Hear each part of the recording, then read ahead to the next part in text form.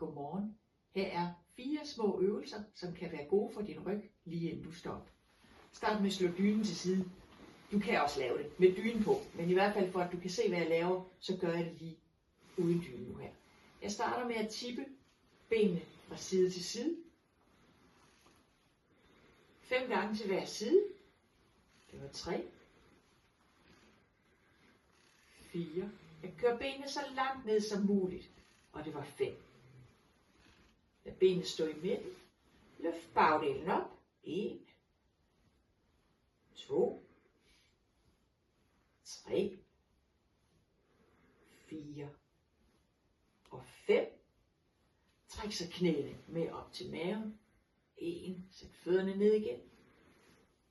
2, det må gerne stramme over lænden, men ikke som sådan gør ondt. 3,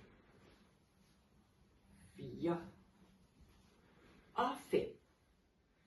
Trin så om på maven. Sæt hænderne lige ved skuldrene og stræk op på armene så højt som din ryg kan. Lad endelig bagdelen blive nede. Maven må gerne blive i underlaget. Stræk op uden at bækkenet løfter sig fra underlaget. Og 4. Den sidste. Det var 5. Sænk ned igen. Og kom op. Og have så en rigtig dejlig dag.